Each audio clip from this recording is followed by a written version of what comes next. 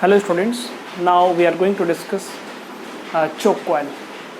Choke coil is simply an inductor, okay, simply an inductor.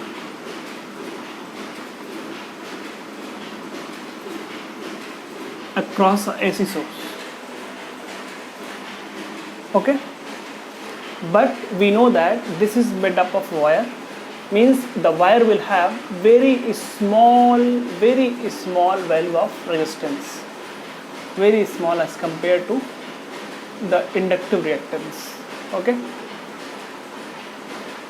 As compared to inductive reactance, the resistance will be very small, means omega L is very greater than R. Resistance will be very small, okay. And what is choke coil? What is the use of choke coil? Choke coil reduces the current across the resistor. I is equals to V by R. As the value of R or I is equals to V upon XL. As the value of R or XL we increase, the current will reduce. But if in a resistance you will see that there is a heat dissipated across the resistor I square RT. As the value of R increases, heat will also increase, means if you wish to decrease the value of current means there will be a loss of energy in the resistor.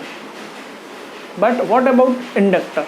Or what about choke coil? We know that average power is equals to I RMS V RMS into cos phi, where cos phi is the power factor. Here I RMS V RMS, in place of cos phi we can write R by Z. You know that Z is equals to what? Z is equals to, because it is LR circuit, then R square plus omega, R square plus XL square. In place of this we can write here R square plus XL square. We know that because the choke coil contains only inductor and we consider there is a resistance, because the inductor and the circuit is made up of a metal will have very small value of resistance. It can be treated as that, like that, means the resistance is in series with the inductor, okay. But this value is very small, that means this is very small as compared to XL or as compared to L.